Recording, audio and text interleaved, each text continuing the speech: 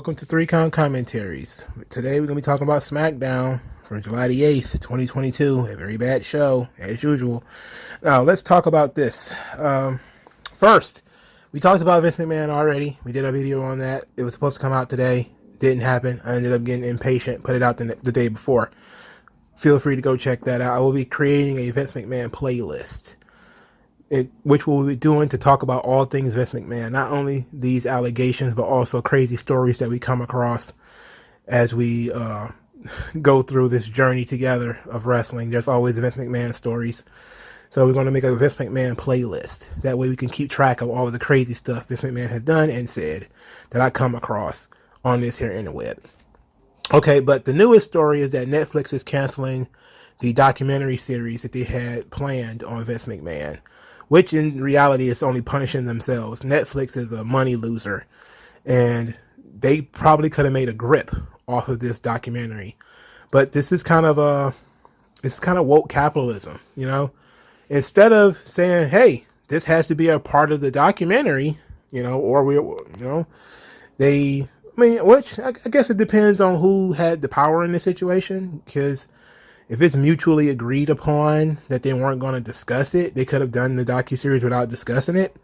If they were going to, if WWE didn't want to discuss it, but Netflix did, then, you know, WWE said no, then Netflix pulled it. You know, that could have been possibly what happened. But ultimately, WWE isn't really harmed by this. Vince McMahon isn't really harmed by this. You know, maybe it was some money he lost, but I'm pretty sure the money was not substantial to him anyway. But then again, I don't know how much it was. Was it like $20 million or something like that? And, you know, maybe it was. But doesn't it feel like WWE lost anything? Maybe Vince McMahon personally lost a couple of bucks, you know, but it was mostly just Netflix screwing themselves and their subscribers, to be quite honest, by not bringing out, you know, good quality content. You know, it's weird that, you know, Netflix will do all types of documentaries on pedophile murderers, but heavens to Betsy, a guy gets accused of having sex with women and paying them off. Well, he's just the worst guy in the world. I mean, we could do a documentary on Ted Bundy. So Vince McMahon, he's not allowed to have a documentary, but Ted Bundy. Well, I guess if you had to make a choice, I guess, well, whatever.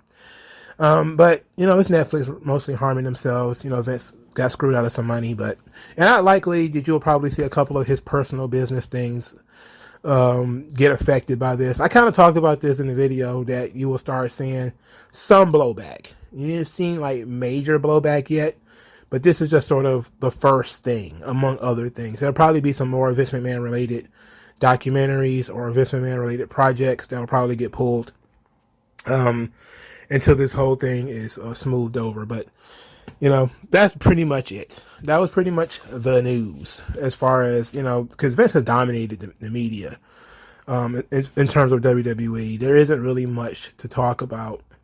I guess we could talk about, you know, it was just Vince, really, you know. Anything else, we'll wait for some other time. All right. So we started the show with Roman Reigns, who Austin Theory was lurking. My man was lurking backstage, and well, he wasn't backstage, he was on the ramp as Roman made his super long entrance.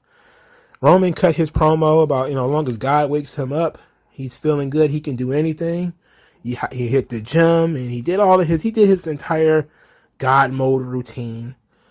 Then he saw Paul Heyman looking a little disheveled in the corner. He said, look, I know it ain't what I think it is. We already smashed them. We already took care of that. We just take care of it again. And Paul was like, look, you don't understand. You've been champion for almost 1,000 days or over 1,000 days or something like that. But Brock Lesnar doesn't respect that reign.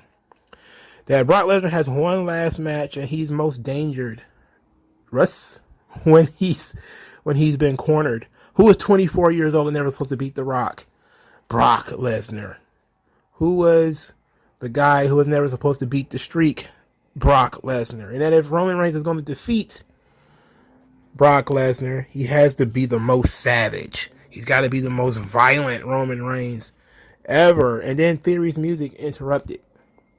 Theory jogged to the ring, jogged around the ring, and went back up the ramp without doing much of anything. He just wanted to be seen. Just wanted to stay on your mind. A little tease. Okay, Roman was kind of disgusted by this whole Theory thing. He looked at Theory like he was a mosquito. Like he was just like he was an annoyance. Clearly Theory was not going to cash in the Money in the Bank while Roman Reigns was standing flat foot with like 4 weeks of rest. Like when was the last time Roman had a match? So, no, it was not likely to happen at all. Later, Theory cut a promo, however, that was actually pretty good. He says that he wanted to let the tribal chiefs know that he was watching. That he got to see how arrogant Roman is up close. And that while he does want to pin Brock Lesnar, considering how Brock Lesnar treated him, a nice little callback to Elimination Chamber, he says that Roman is screwed either way because either Brock is beating him or I am. And as he walked off, Madcap Moss shared with us his plan to make Austin Theory eat his briefcase, which sets up a match between the two of them next week, which, fine, I guess, but Theory is supposed to be on Raw. Look, he has the briefcase, he could jump to SmackDown, I guess, but, makes no sense. But I liked Roman's promo. It was a typical Roman promo. It's very, very difficult to get people excited for another Roman Brock match. They are pushing this giant boulder uphill. It's difficult to get people to care about a Roman Brock match. I know that there's, certain fans that, this will always draw for them. But to me, it's like they very, very quickly got to Orton Cena level. Like Orton and Cena, it took them, a decade to get to me to the point where I was like, if I ever see these motherfuckers in the ring together again, I will pitch myself out of a window. It took a while for us to get there because they didn't wrestle a lot at first. But it seemed like in 7 years, they had 14 matches between Brock and Roman. It just seemed like there were so many. And I know it ain't been a lot. I'm pretty sure Brett and Shawn wrestled each other more. But to me, it just feels like a lot, and it feels definitely at a time where we don't need any more Brock Lesnar versus Roman Reigns. And you probably could have filled this card out a lot better by having Brock wrestle somebody else, and having Roman wrestle somebody else. But by God, that would have meant you'd had to push other people at some point in time, which, is never going to actually happen. Never going to actually occur. Especially if you look at the main event, which let's talk about it since we're there. The main event was supposed to be Drew McIntyre versus Sheamus. What happened earlier in the evening is that Drew McIntyre cut a promo saying that he's coming for the winner of SummerSlam and that him and Sheamus go way back. He talked a little bit about their history when he was 19 and Sheamus was 40, which of course is supposed to make Sheamus like extra old. They get to the match, and Sheamus goes into a coughing fit. He talked about he got a bit of a dry throat, got a little bit of the COVID, a little touch of the COVID, which is so many people missed that he said that he had COVID in the middle of this ring. I was waiting on everybody to get so upset about him making a COVID joke, but he said that he can't wrestle until he has a test, so he backed out of the match and put Butch in. Butch and Drew McIntyre had less than 10 minutes before Drew got pinned. Well, Drew pinned Butch. And Drew ain't losing the goddamn Butch. After the match, Ridge the Fridge, Sheamus' words, not mine, attacked Drew McIntyre. Drew, of course, beat him down. Before Sheamus, who now is carrying a shillelagh. I don't know. Have y'all noticed that Sheamus is carrying a shillelagh? That came out of nowhere, right? Like, now he's all of a sudden, he's got a shillelagh. Like, he's Finley. Oi! You give me a little stick, man? I got a shillelagh. I'm a real Irishman. Oh, speaking of real Irishmen, my God. I linked the Napoleon Blown Apart CM Punk documentary he did. It was brilliant. It was absolutely brilliant. But one of the funniest things about it was him singing I Am a Real Irishman to the Hulk Hogan theme song about Conor McGregor. Holy shit. Man, you talk about just, it's weird when people laugh in public and they just laughing and you're like, what is this guy laughing at that's so funny? But other people wouldn't get it. But I was dying in public places listening to that video. And he got to the part where he was singing, "I'm a real Irishman." It was great. And that just popped into my head as I saw Sheamus with this goddamn shillelagh. And I was just like, oh, this is classic. This is classic shit. This is classic shit. All right, so this match was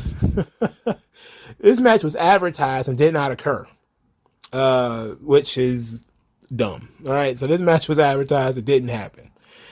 This would be a thing that they would repeat throughout the night. They would advertise things and then switch them, because cards subject to change and fuck your time.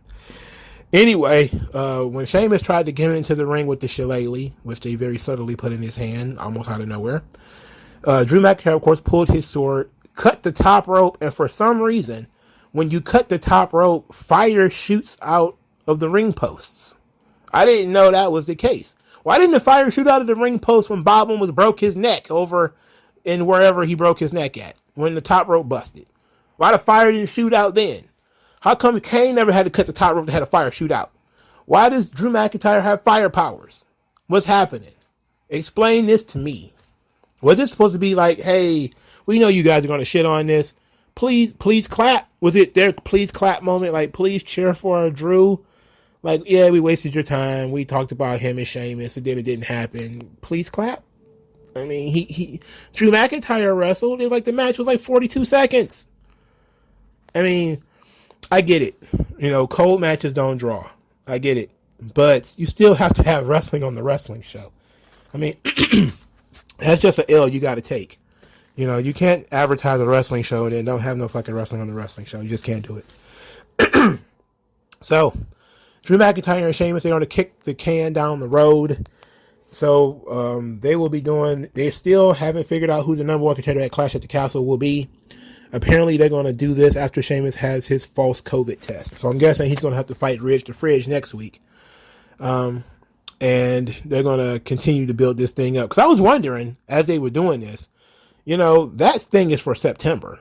And they're going to set up a match for Roman Reigns in July for a match that won't happen for over a month later. That's weird. That's old school Vince McMahon booking. Like, he did that. When was the last time he did that? It was a while, right? I think it was 96, the last time I noticed it, where the champion didn't wrestle on the show, but there was a contenders, like a number one contenders match. I think it was was it the Buried Alive? Because the Buried Alive was the main event. Undertaker was the draw for that show. But there was Sid and Vader, and it was a number one contender for Survivor Series. That was the co-main event, if I remember correctly. I haven't seen that event in a long time, but I think that was the co-main event. I remember being so excited for that match as a kid, bro.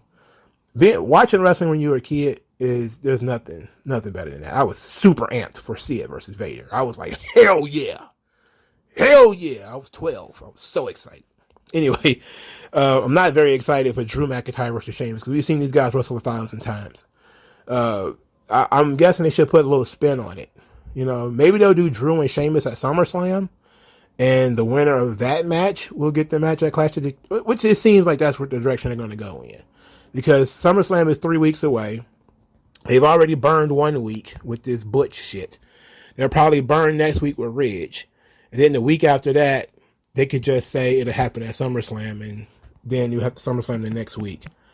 Drew McIntyre has been in this very weird holding pattern. He's been in this place since last year, where he's not going anywhere. He's not moving forward, but he's also not really falling back. He's just kind of stuck there. He's the wall Roman has to go around every time he wants to do a title match. It's like, why is he not fighting Drew? Why him and Drew ain't having conversations? Why they ain't butting heads? It's just, Austin Theory has interacted more with Roman Reigns already than Drew has in the last year. It's weird. It's really weird for them to do that. Like, I like Sheamus. I like Sheamus being in the conversation, but, it sucks that, basically it's just been the Drew versus Sheamus show. That's not good. Let's move on finally. I'm talking too much about Drew and Sheamus. All right, so Jinder Mahal and Shanky were defeated by the Viking Raiders. I was like, I'm sure Jinder Mahal was a heel, but I forgot Shanky is actually turned babyface. So this match was a squash match too. Essentially, Shanky was outside the ring where Jinder got pinned. After the match, the Viking Raiders beat up on Jinder and Shanky tried to save him. At that point, he also got beat up. He's a 7-foot useless fuck. Then the New Day's music broke up, which is, you have to worry about the believability of this thing. Kofi and Xavier Woods come out and they're awful. They maintain being awful. We talk about people being stale. New Day is super stale. They said that the Viking Raiders beat up their butts last week. Then they turned around, bent over, and showed their butts. Then said, but our butts are still here. And then they talked more about butts. And then they had ass-beating tickets. It was retarded. Straight up retarded. It was not good. It was a whole bowl of not good. It sucked. Then they got into the ring, and then they got beat up by the Viking Raiders. Avalanche slam from the second rope. Avalanche, world's strongest slam from the second ropes by Viking Raiders. Okay. Who cares, really? I mean, I'm tired of the New Day. If I could set the New Day on fire, I would. I don't want to hurt the guys. I just want to burn them. I just want to, singe them a little bit. Show them that I'm tired of this shit. I'm through with it. I'm done. The Viking Raiders are already dead in the water. The only positive thing about this is we might finally get babyface Jinder Mahal, which is something I said that they have been hiding from us forever. They've been hindering the babyface Jinder. There's a lot of us underground, sneaky, stealthy Jinder Mahal fans. We have been getting fucked for a long time now, since 2017, where they probably should have turned on babyface then. It's like they've been trying to force Jinder into being something he's not. You can't hinder the Jinder. You gotta let him. He's a peacock. You gotta let him fly. All right.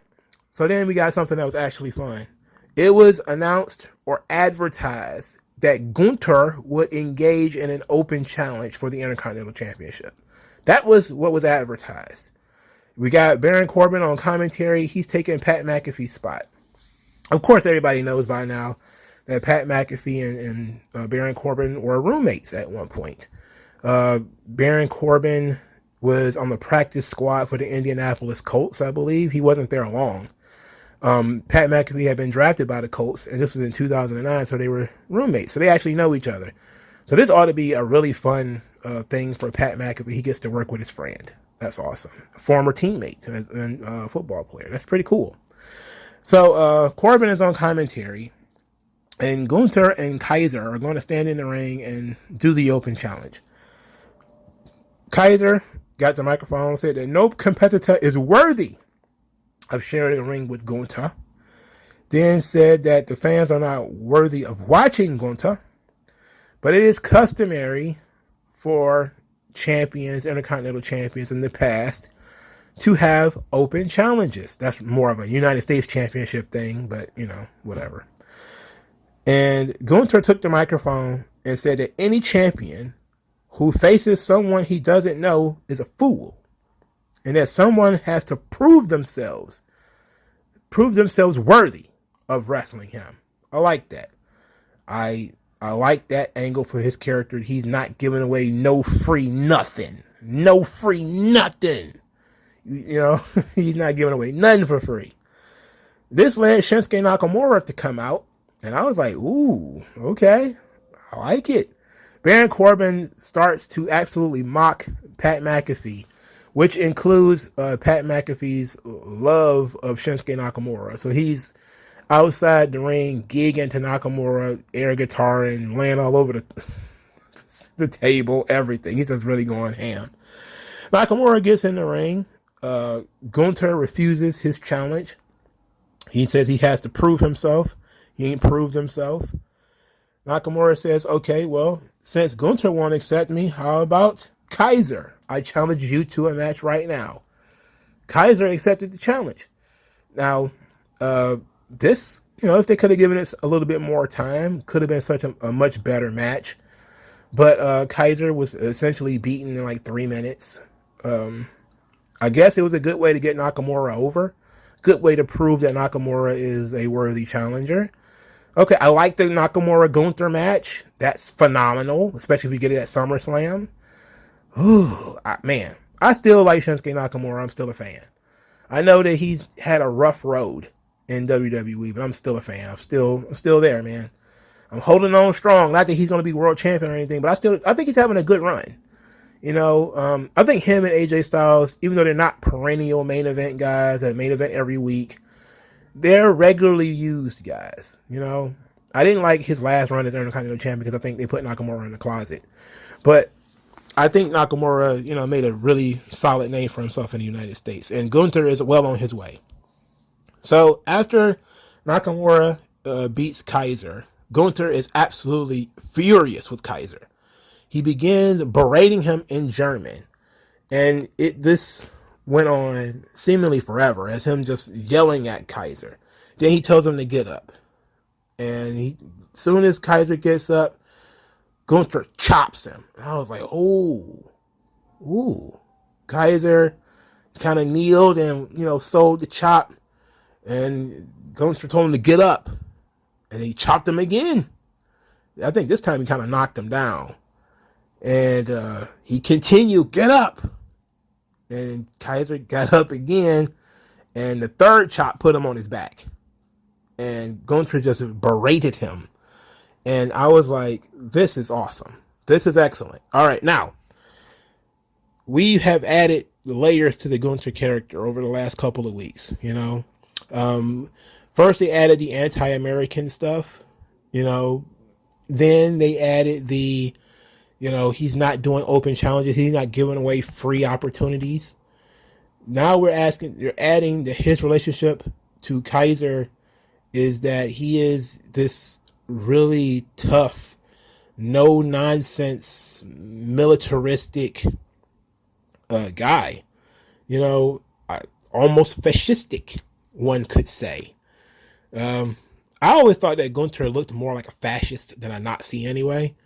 If you don't know what a fascist is, there's what people think a fascist is. And then there was real fascists. Look at Benito Mussolini.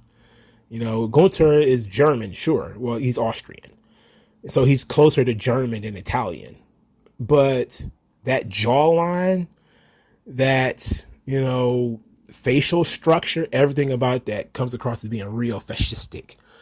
And the more military, uniform look to him, it's awesome. So now we're going to have him just absolutely berating Kaiser if he fails. And he lost one match, and this is what happened to him. He lost one match, and this happened.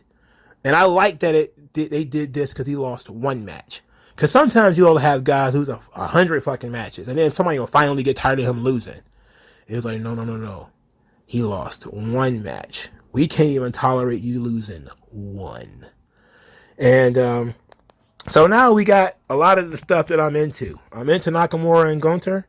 I'm into Gunther and Kaiser. Now I don't think that they're building up to them separating yet. I think that would be a mistake. I think they need Kaiser to be Gunther's mouthpiece. But they are planting the seeds for the eventual breakup because they're going to have Gunther absolutely abuse this guy. And eventually when a guy is being abused to this degree, it will eventually turn Kaiser to one of the biggest baby faces on earth. The problem is his name's still going to be Ludwig Kaiser. So I'm hoping they go Marcel Bartel afterwards. Or, I think, they're not going to use Bartel because that's his real name. I don't know what they'll do because I don't think Bartel will be a great babyface. I think he's so believable in the role that he is now that you really could replace him with, the old Hunter Hearst Helmsley. Especially when you look at the old Hunter Hearst Helmsley and you look at the body language, how, Triple H had mastered the whole turning his nose up, even though his nose was really big, but turning his nose up, the disgust, his ability to dismiss people, how he wore the rider's jacket with the cane, and he had the white gloves on. I could see Kaiser doing all of that, fitting that shit perfectly. So I don't think that guy could be a fucking babyface. I don't think that guy could be a babyface. So I'm not sure where they're going with this. Like you're planting the seeds for Kaiser's eventual babyface turn, but do we really want Kaiser to be a babyface? No, and we shouldn't even be planting any seeds for a month, 6 months, a year, 2 years. It seems like they're kind of going to rush this thing, and I'm not a fan of that. That I'm not a fan of. If them feeling like they're going to rush this Gunther thing, I'm not a fan of that. All right, so we got another Liv Morgan standing in the ring promo, and she once again it just boils down to, I worked really hard. This was my dream. I mean, this ain't looking good. This ain't looking good. I listened to Conan and Disco talk about Liv Morgan and what's her potential as a main event act. And surprisingly, I think Conan believes that she's good enough in the ring to hang with Charlotte and Ronda and all of these girls. I personally am just kind of like, I don't know about that. I'm sitting here looking at it and I don't know. Yeah, she needs a really tough fight. Let's put it like that. Liv Morgan needs to go through the meat grinder for 20 minutes with somebody. And there is something to be said about longer matches really making you. Shawn Michaels talked about this. He talked about, a match that he did with Mick Foley, the Mind Games match. And he said that he had matches before that were of a harder core nature. Obviously, just a few months before Mind Games, he had wrestled Diesel in the Good Friends, Better Enemies, which was like one of the first few table spots in WWE. He got powerbombed through the table. And he talked about how the Mind Games match was so chaotic and so fierce that it added layers to his character. And he felt like it was something that the character needed. It added legitimacy, a legitimate fight from underneath type of thing that they were trying to go in for. He added that to the HBK character. Liv Morgan needs that. Liv Morgan needs... This is where somebody like Shayna Baszler being legitimate and a legitimate threat would honestly be for the best. Somebody who could take what Liv Morgan is not good at, wrestling, and put her through a meat grinder for 10 minutes, 15 minutes. Now, I know I'm pitching the idea of Liv Morgan wrestling for 10 minutes. I'm just talking about from a character perspective.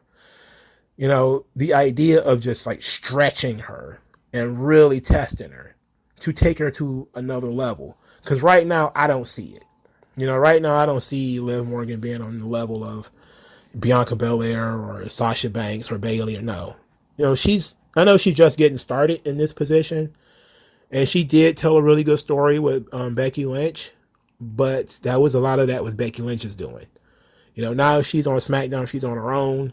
She's still going to be working with some veterans. But she needs somebody with some legitimacy who could really test her and push her beyond her limits. And right now she doesn't have anybody on SmackDown because SmackDown is a very weak roster right now. But maybe we'll be talking about that a little bit later, even though maybe not. But anyway, Natalya interrupted. I didn't know what to do with myself because Natalya showed up. She took credit for Liv Morgan's win. She basically just ran the same promo she said before. She basically called Liv Morgan Cinderella and said that eventually clock is going to strike 12 and she's going to lose the title and everything's going to go back to the way it was. Ronda Rousey came out there and absolutely is awful at cutting promos. Continues to be really bad at this. Saying that she told Liv Morgan challenging for a title is easier than maintaining one. Then Natalya attacked Ronda from behind, leading to the Ronda Rousey-Natalya match. Short and sweet. Ronda Rousey defeats Natalya with the ankle lock. After the match, Natalya attacked Ronda Rousey again, and Liv Morgan kind of saved Ronda Rousey, leading to a stare down between Liv Morgan and Ronda Rousey, which also will be leading to a Natalya-Liv Morgan match next week.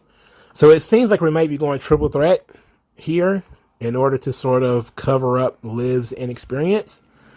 I would much rather we just have Liv versus Ronda. Ronda is legitimate. She can test Liv. She can push Liv in a real match. I think that would be a good good thing to do. Now, a lot of people think that, babyface versus babyface really wouldn't work. In my formulation, Ronda Rousey ain't much of a babyface. Like she ain't much of a babyface. I don't think you have to worry about a split crowd when it comes to Ronda and Liv. You ain't got to worry about nobody splitting the crowd. So I would just go with Liv versus Ronda. Why not? And, I saw a lot of people talking about this whole thing where Ronda Rousey supposedly pulled a couple of strings to be the one to drop the belt to Liv because she feels like Liv deserved it. For some reason, I can see that happening. At the same time, was it a good decision? Like, obviously it was a good decision because you have to, again, feed the Liv fans, the people who truly believed in her. You had to feed them. The problem is now you put Ronda Rousey in a position where she's probably going to end up turning heel. And I don't think WWE wants her to be a heel. I don't think they ever wanted her to turn heel because they're force feeding Ronda Rousey as a babyface. It's not a good idea. It's not smart. They gave up on another one of these motherfuckers, but they need to give up on Ronnie. Give up on babyface Ronnie. All right? It's not going to work. Just give up on it. Let it go. Next, Maximum Male Models titillated the juices of our guilty pleasures. Jesus. Last week, Max Dupree said that they had a smashing success and was a viral sensation. You got to say it was 2 weeks in a row. I checked just for shits and giggles. Max Dupree was trending on Twitter right around this time. It's a very split reaction. Some people think it's so hilarious. It's hilariously bad. And some people just hate it because of, they're such a fan of the guy who's, that's doing it. Basically, they're just a fan of Max Dupree or LA Knight, which I understand. But like I said before, guys get shit gimmicks and then they work their way out of them. He'll be fine either way. If this doesn't work, so what? He tried it. Everybody tried it. The worst thing that's going to happen is they take him off TV. He gets paid for a couple of months and then what? They move on. He'll be okay. Worst comes to worst, he made a couple of big main roster paychecks and, he can go back to wrestling in NWA or whatever. Anyway, we're doing tennis wear. And so Masay comes out in the shortest of shorts. It is absolutely an abomination. He starts talking about the muscular symmetry of his thighs and hamstrings. All right. This is the worst. He also said that this look will serve your inner needs and desires.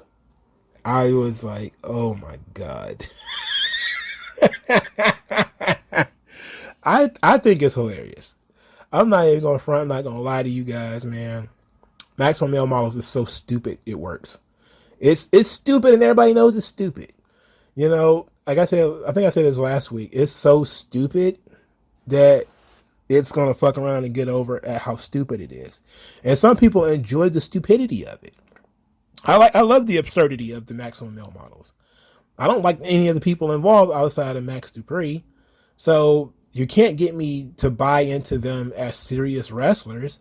You could turn them into the most serious wrestlers of all time. I would never believe in Mace or Mansoor as a serious top contender for anything. So I might as well use them as mid-card dudes, or lower card dudes who do stuff like this. It's funny, and they're entertaining in how seriously they're taking it.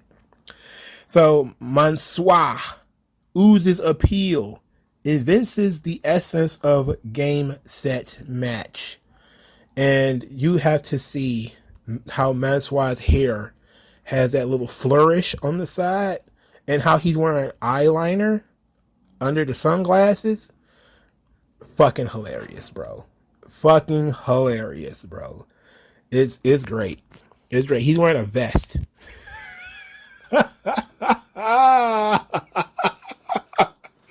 These dudes are out here having a blast, man. They having fun. That's the stupid thing about it too, is everybody else taking it so seriously, and these dudes are having fun with this shit. You know, everybody knows this ain't no long-lasting 10-year gimmick. This is some dumb shit until somebody finds out something better for them to do. But Maximum Male Models trended on Twitter again. People are already pitching Giovanni Vinci and Pretty Deadly, so I'm not alone. I think this thing really going to take off when Pretty Deadly get involved. Because Pretty Deadly can talk.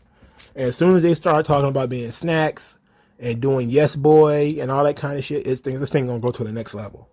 The Max Dupree's Maximum Male Models website is live. I've seen people already posting the craziest stuff on that site. WWE had to put a disclaimer that WWE is not a modeling agency and this is not real, but if you want to have fun, go ahead and post pictures. And so people have been sending pictures of their boyfriend, their dogs, themselves, guys that they know, all kind of stuff. It's been an absolute ridiculous thing. And that is what makes it fun. Is when people are taking it somewhat seriously, but also taking the piss, it's fun, you know. And it's crazy that they have to put that disclaimer up on the website because they know how it is. It's like when you watch a movie and somebody show a phone number in the movie, some asshole is going to write it down and then go home and try to type it in. I wonder who's going to answer. It's the same thing with this Maximum Male Models thing. So, you know, they just protecting themselves so people won't be do nothing dumb. Like, you know, sit back and wait to really be called by Maximum Male Models. All right. So another advertised match. Aaliyah and Lacey Evans versus Shayna Baszler and Shotzi. Aaliyah has her entrance. She's in the ring waiting for her tag team partner, who is Lacey Evans. Lacey Evans comes out, is less than enthused by the crowd reaction for her, so she leaves and comes back expecting a better reaction. She gets a slightly better reaction, and she's kind of looks a little confused. Then she turns around and she leaves again. And it was the first time she did it, I say, okay, the heel turn is coming. Because, you know, you wouldn't do this. Especially from her body language. She was telling people to stand up and everything. Like you wouldn't do that. So the third time she comes out, the reaction is still disappointing. And now she's, you know, thoroughly upset.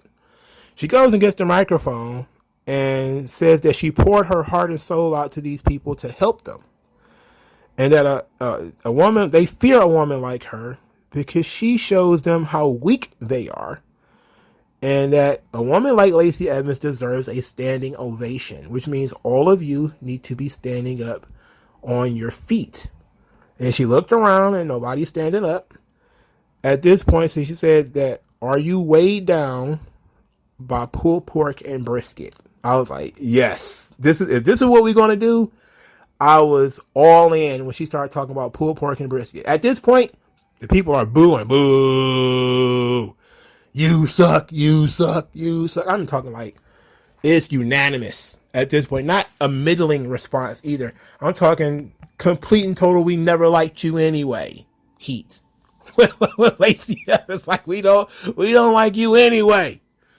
You know, so at this point, she starts talking about how she's an American hero and that she refuses to wrestle until she gets the response that she deserves. Aaliyah wants to, I don't know, talk shit, get hit. So that's exactly what happened. She punched Xia Li out. And so the heel turn that we were told was supposed to happen a month ago actually finally occurred. So I guess if you say it enough, it'll actually happen. And they're going to go with a sort of maybe delusional Kurt Angle style character for Lacey Evans. Or I think they should go with a drill sergeant like character for Lacey Evans. They should just merge her two gimmicks. I've been saying this for a long time. That they could have had the Sassy Southern Belle with just added elements of this sort of new character to it, of her military experience and everything. They could have just added that to her character. And she could have run like this sort of etiquette camp. And I just come up with these crazy ideas. And I'm just saying to myself, like, she could have run like an etiquette camp. Like, you get a bunch of girls from NXT And Lacey Evans is like, so you want to be WWE superstars. You should want to be ladies like me. And she's got them doing push-ups in the mud and all the typical military jargon you probably seen in a Full Metal Jacket and all kinds of shit. She got them running hundreds of miles in the rain. She's got them climbing ropes. But she's also got them wearing heels and teaching them how to do makeup and all that kind of stuff too. Where it's like she's giving them both, but she's also very abusive and she's, talking down to them and everything. There's 100 things you could do to make this character interesting. And they probably would never actually do it. But they're gonna go with Lacey Evans as a heel. This is probably what Liv Morgan needs. She needs the Sonya Deville's and the Lacey Evans, who are a little bit more experienced than she is, to really sort of torture her on the microphone and beat the shit out of her. And Lacey Evans is not, the most experienced person in the world. She's also not the best wrestler in the world. But SmackDown was very babyface heavy. They needed a heel. So here we go. I'm okay with it. I thought that there was a genuine opportunity to turn her to a babyface. But there was a lot of people who were going to reject it just based off of, her military background, which, being a soldier today is not being a soldier 10 years ago. It's not being a soldier 15 years ago. It's not what being a soldier would have been 30 years ago. Sergeant Slaughter wouldn't work today. Sergeant Slaughter would be a heel without having to burn the American flag or burning a Hulk Rule shirt. It's just the world that we live in now. It's just, you gotta look at gimmicks in the context. I'm pretty surprised that Gunther wouldn't come out with a German flag waving it, and then everybody in certain cities would cheer and be like, yay, any flag but ours. But that's just kind of how it is. Plus I think Lacey Evans is more of a natural, and she's more believable as a heel anyway. Far more believable as a heel than a babyface. And hopefully we get something out of this, because the babyface push, there was some people genuinely getting behind it. And before it really got started, they kind of cut the legs off under it by turning her heel. No, but okay. I guess this was the plan all along. Maybe the Dirt Sheets did know, or maybe they just kind of gave up on it because, Liv is the top babyface on SmackDown now. Where was Raquel this week? I don't know. But I think Shotzi and Shayna Baszler should be upset they didn't get a match this week because Lacey Evans was very, very, very selfish and decided she didn't want to wrestle. All right. Los Lotharios lost to the Usos. Los Lotharios is working babyface here. Interesting. I would have liked for them to actually turn babyface rather than them just be positioned as the babyfaces. The match was, again, short. They didn't really get a chance for Los Lotharios to do anything. The Usos won. Kayla Braxton called them cheaters or alluded to them cheating. They said they didn't need to cheat, and that if the Street Profits have a problem, then it's all on the referee. She then said that the Street Profits want a rematch with a special guest referee. The Usos said that's cool depending on who it is, and they got some ideas. Then, of course, they said, the Street Profits are the twos and they're the ones. Okay, so the special guest referee is clearly going to be a babyface. But who is it going to be? I'm thinking it's going to be a celebrity of some kind. It's going to be some kind of celebrity involvement. Somebody that could babyface in the end. But, it's hard for me to figure it out because if it was going to be Paul Heyman, it can't be Paul Heyman. Paul Heyman is not mobile enough. He's not agile enough to be the referee. Paul Heyman could barely get down the ramp at this point in his life. If it would be the Street Profits, there'll be nobody affiliated with them other than Bianca Belair, and she's going to have a match, so she's not going to be the referee. And plus, you wouldn't want to put her in that position. So who else could it possibly be? Like, I don't know. So I'm very interested. I think it's going to go. I'm going to go with it being a celebrity though, more than another wrestler. I'm going to go with it being a celebrity of some kind. So that ought to be fun. And that was it for SmackDown. An underwhelming show. SmackDown. Oh boy, they advertised 3 matches. Neither one of them happened. What a mess that was. Since I got a little bit of time, I like to try to do something near an hour.